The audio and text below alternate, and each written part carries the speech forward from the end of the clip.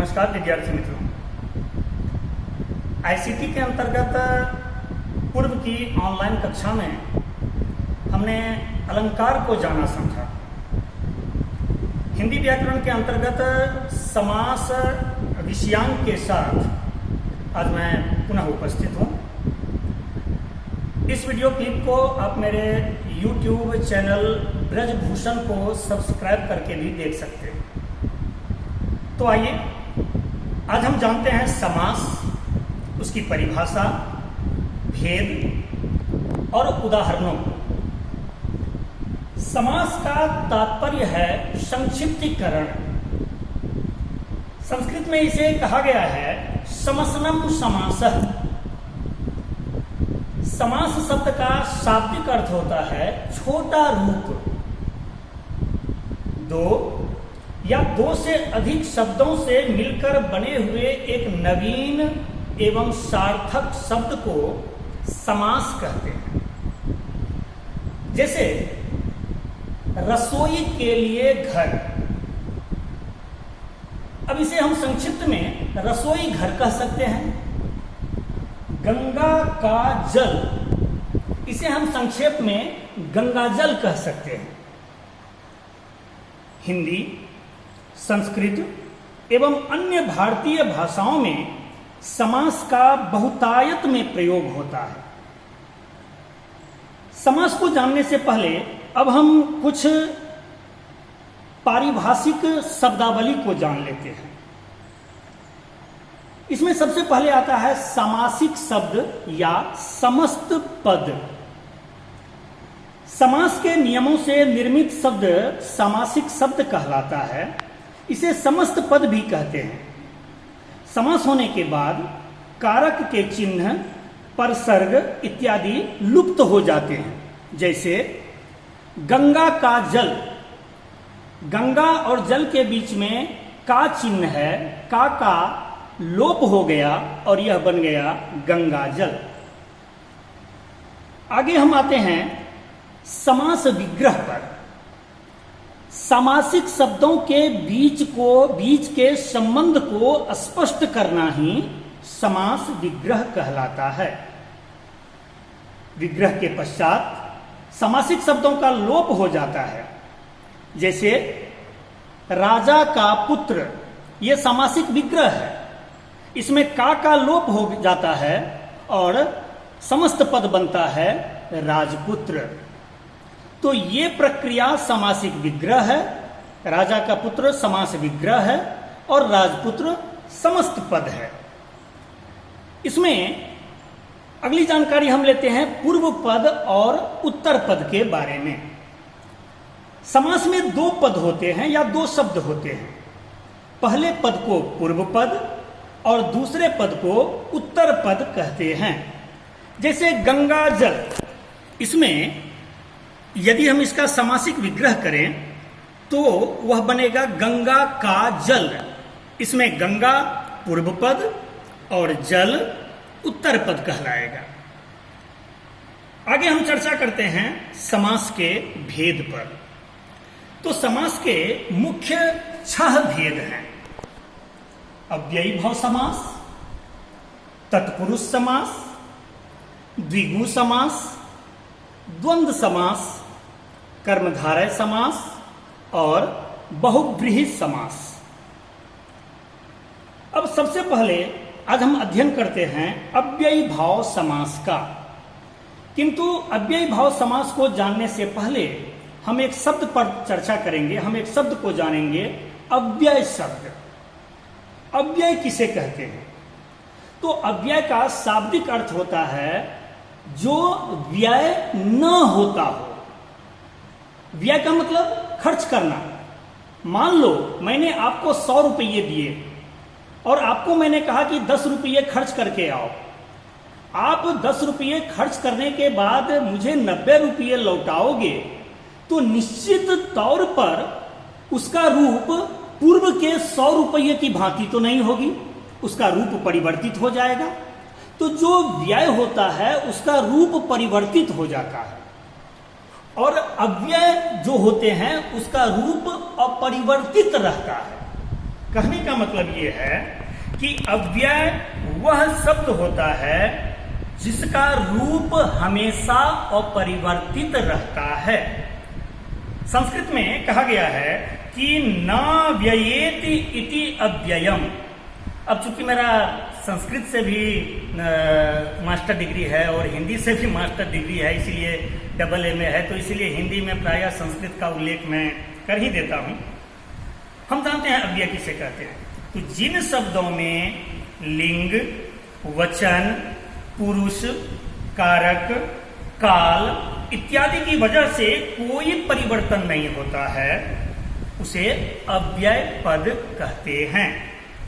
अव्यय शब्द हर स्थिति में अपने मूल रूप में ही रहते हैं। चूंकि अव्यय का रूपांतरण नहीं होता, इसीलिए इसे अविकारी शब्द भी कहा जाता है। आप ऐसा समझें, इस प्रकार आप समझ लें, सीता कल गई थी, हम दोनों कल जाएंगे, तुम लोग कल किधर गए थे। इसमें कर्ता बदल रहा है, कर्म बदल रहा है, लिंग बदल रहा है, वचन बदल रहा है, लेकिन कल शब्द में कोई परिवर्तन नहीं हो रहा है। तो यही है अव्यय। अब हिंदी अव्यय में यदि हम चर्चा करें तो बहुत सारे अव्यय हैं, जैसे यथा, तथा, आज, कल, इधर, उधर, किंतु, परंतु, लेकिन, अब तक, तब तक, क्यों, कहां, कब, कैसे, किस लिए, इसलिए, अतः, अब, जब, कब, अभी, अगर, वहां, यहां, बल्कि, अतएव, अवश्य, तेज, कल, धीरे, चूंकि, क्यों, क्योंकि, आह, वाह, अरे, ये सारे अव्यय पद हैं। तो हम आते हैं सबसे पहला समास अव्ययी भाव समास पर। जिस समास का पहला पद प्रधान हो, यानी पूर्व पद प्रधान हो और वह अव्यय हो, उसे अव्ययी भाव समास कहते हैं। जैसे आजीवन, इसमें आ पूर्व पद है और आ अव्यय है, तथा जीवन उत्तर पद है। आजीवन का अगर हम समास विग्रह करें तो बनता है जीवन भर। चूंकि आजीवन में पूर्व पद प्रधान है और वह अव्यय है, इसीलिए आजीवन में अव्यय भाव समास है। यथा सामर्थ्य, सामर्थ्य के अनुसार, यथा पूर्व पद, सामर्थ्य उत्तर पद और यथा अव्यय है, इसीलिए यथा सामर्थ्य में अव्यय भाव समास है। यथा शक्ति में अव्यय भाव समास है। यथा विधि में अव्यय भाव समास है। भरपेट अर्थात पेट भरकर, इसमें अव्यय भाव समास है। तो अव्यय भाव समास का पूर्व पद अव्यय होता है तथा उसकी प्रधानता होती है, इसे हम अव्यय भाव समास कहेंगे। आगे आते हैं तत्पुरुष समास। दूसरा भेद है तत्पुरुष समास। जिस समास का उत्तर पद प्रधान हो और पूर्व पद गौण हो, उसे तत्पुरुष समास कहते हैं। जैसे तुलसीकृत, इसका अगर हम समास विग्रह करेंगे तो तुलसी द्वारा कृत, इसमें तुलसी पूर्व पद और कृत उत्तर पद, तो ये तत्पुरुष समास हो गया।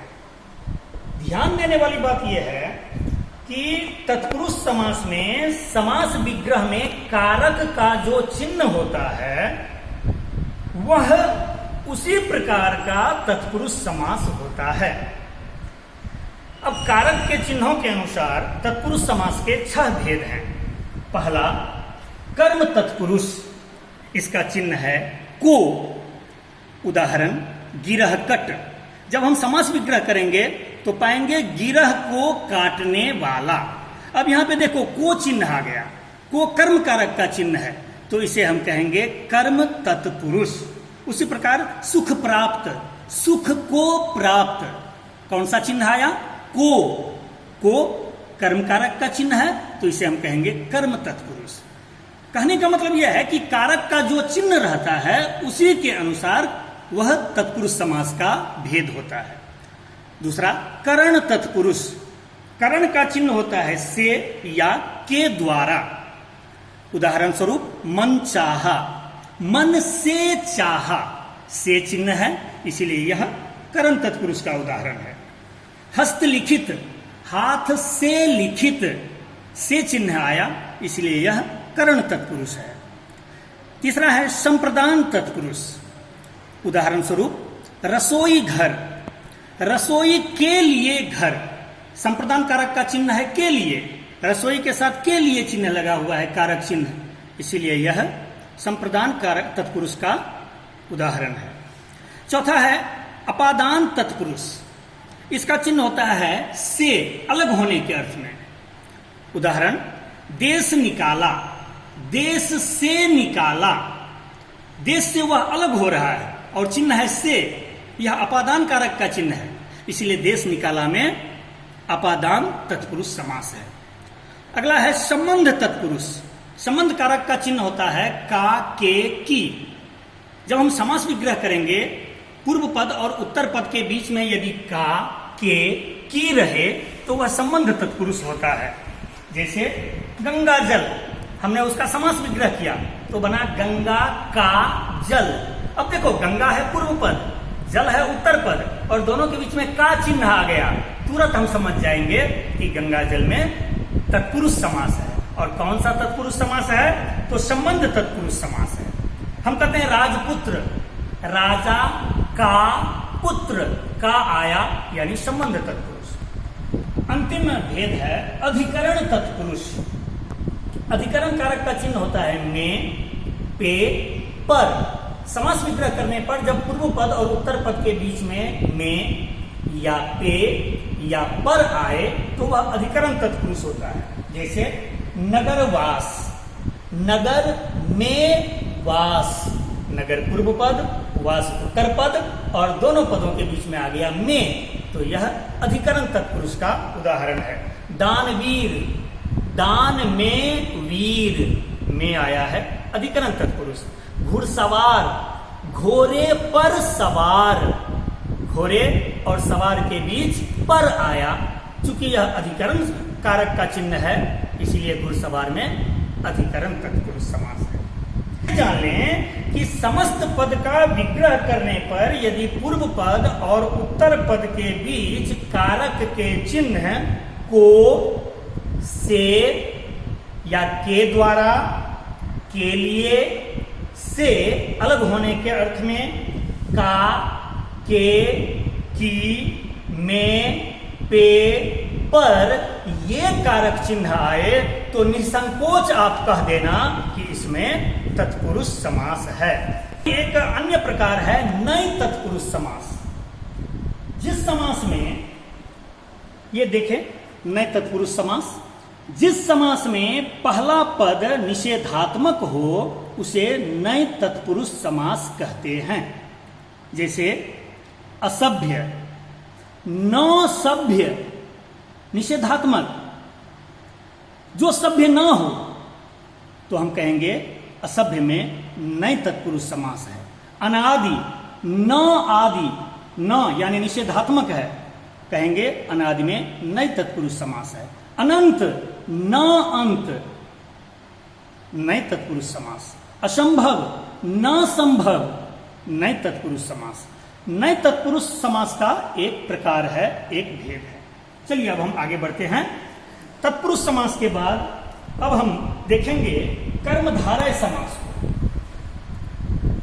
तत्पुरुष समास के बाद हम आगे बढ़ते हैं द्विगु समास को जानते हैं। बिल्कुल आसान सा समास है, आप तुरंत पहचान जाएंगे कि किसी समस्त पद में द्विगु समास है। कैसे हम पहचानेंगे? तो देखें, जिस समास का पूर्व पद संख्यावाचक विशेषण हो उसे द्विगु समास कहते हैं। द्विगु समास से समूह अथवा समाहार का बोध होता है। जैसे ही आप बोलेंगे और आपके बोलने में पहला ही जो शब्द आएगा वो संख्यावाचक शब्द रहे तो समझ जाना यह द्विगु समास है और उसमें समूह का बोध होता है। जैसे त्रिलोक, इसका समास विग्रह होगा तीन लोकों का समूह या तीन लोकों का समाहार। अब जैसे ही हमने त्रिलोक बोला तो त्रि, देखो संख्यावाची शब्द आया। नवग्रह, नौ ग्रहों का समूह। नवग्रह जैसे ही हम बोलते हैं तो नव पूर्व पद है और यह संख्यावाची, ग्रह उत्तर पद है। नवग्रह बोलने पर हमारे मुंह से निकलता है नव, यानी नौ ग्रहों का समूह अर्थात नवग्रह। नवरात्र, 9 रात्रियों का समूह। अठन्नी, 8 आनों का समूह। दोपहर, 2 पहरों का समूह। त्रिवेणी, 3 वेनियों का समूह। तो जिस समस्त पद का पूर्व पद संख्यावाची विशेषण हो उसे हम द्विगु समास कहते हैं। द्विगु समास के पश्चात हम आगे देखते हैं द्वंद्व समास। बिल्कुल आसान सा समास है। जिस समास के पूर्व पद और उत्तर पद अर्थात दोनों पद प्रधान होते हैं और उसे विग्रह करने पर और, अथवा, या, एवं लगता है वह द्वंद्व समास कहलाता है। आप ऐसे जान लें सामान्य तौर पर कि द्वंद्व समास में जब हम समस्त पद को विग्रह करेंगे ना तो पूर्व पद और उत्तर पद के बीच में अपने आप और आ जाएगा, एवं आ जाएगा, या आ जाएगा, अथवा आ जाएगा और पूर्व पद और उत्तर पद के बीच में एक योजक चिन्ह लगा रहेगा, डैश लगा रहेगा। तो आप यदि समस्त पद में पूर्व पद और उत्तर पद के बीच में ये डैश देखना, योजक चिन्ह देखना तो समझ जाना ये द्वंद्व समास है। अब जरा देखो, पाप पुण्य, पाप और पुण्य अपने आप और आ गया। सीताराम, सीता और राम। ऊंच नीच, ऊंच और नीच। अन्न जल, अन्न और जल। खरा खोटा, खरा और खोटा। राधा कृष्ण, राधा और कृष्ण। तो ये हो गया द्वंद्व समास। द्वंद्व समास के बाद आगे हम देखते हैं कर्मधारय समास। ये थोड़ा ध्यान देने योग्य समास है। जिस समास का उत्तर पद प्रधान हो और पूर्व पद और उत्तर पद में विशेषण विशेष्य अथवा उपमान उपमेय का संबंध हो वह कर्मधारय समास कहलाता है। यानी पूर्व पद विशेषण रहेगा, उत्तर पद विशेष्य रहेगा। पूर्व पद उपमान रहेगा, उत्तर पद उपमेय रहेगा। उसे हम कहेंगे कर्मधारय समास। जैसे हम कहते हैं देह लता, देह रूपी लता। नील कमल, नीला कमल। यहाँ पे नीला विशेषण है और कमल विशेष्य है। नीला कमल की विशेषता बता रहा है। कमल कैसा है तो नीला है, नीला विशेषण हो गया और कमल विशेष्य हो गया। सज्जन, सत जन, जन कैसा है तो सत है, सत विशेषण हो गया, जन विशेष्य हो गया। महापुरुष, महान पुरुष, महान विशेषण और पुरुष विशेष्य। नरसिंह, नरों में सिंह के समान। तो ये हो गया कर्मधारय समास। कर्मधारय समास के बाद अंतिम समास है बहुव्रीहि समास। बहुव्रीहि समास में दोनों पद अप्रधान रहता है और समस्त पद के अर्थ के अतिरिक्त कोई अन्य सांकेतिक अर्थ प्रधान हो जाता है, उसे हम बहुव्रीहि समास कहते हैं। सामान्य रूप से आप ये जान लें कि जिस समास में ना तो पूर्व पद की प्रधानता होती है ना तो उत्तर पद की प्रधानता होती है, बल्कि किसी अन्य पद की प्रधानता हो जाती है, कोई अन्य संज्ञा आकर के खड़ा हो जाएगा कि वो तो मैं हूं, तो वहां पे बहुव्रीहि समास होता है। जैसे दशानन। अब यहां पे देखो पूर्व पद 10 है, संख्यावाची है, लेकिन भ्रम में मत रहना। जब आप दशानन का समास विग्रह करोगे तो 10 हो आनन जिसके। अब यहां पे तुरंत रावण आके खड़ा हो जाएगा, बोलेगा वो तो मैं हूं। 10 की भी प्रधानता नहीं रही, आनन की भी प्रधानता नहीं रही, एक तीसरा सांकेतिक शब्द आ गया, संज्ञावाचक शब्द आ गया रावण। रावण कहेगा वो तो मैं हूं। 10 भी खत्म, आनन भी खत्म, अन्य पद आ गया रावण। तो 10 आनन हो जिसके अर्थात रावण। नीलकंठ, अब आप खुद अंदाजा लगाइए, नीला कंठ हो जिसका, तुरंत महादेव आ जाएंगे, बोलेंगे वो तो मैं हूं। नीला अप्रधान, कंठ अप्रधान और प्रधान क्या हो गया महादेव, शंकर, शिव। पीतांबर, पीत अंबर हो जिसके। पीत मतलब पीला, अंबर मतलब वस्त्र। पीत अंबर हो जिसके अर्थात भगवान विष्णु, श्री कृष्ण। लंबोदर, लंबा हो उदर जिसका, अब लंब भी अप्रधान हो गया, उदर भी अप्रधान हो गया, गणपति जी आ जाएंगे, गणेश जी आ जाएंगे, कहेंगे वो तो मैं हूं। तो बहुप्रीहि समास में पूर्व पद और उत्तर पद के बदले अन्य पद की प्रधानता हो जाती है, उसे हम बहुप्रीहि समास कहते हैं। तो आज के इस ऑनलाइन कक्षा में हमने समास के मुख्य 6 भेद, उसकी परिभाषा पढ़ी। अगले ऑनलाइन कक्षा में व्याकरण के किसी अन्य विषयांक के साथ मैं पुनः आपके साथ जुड़ूंगा। तब तक के लिए धन्यवाद।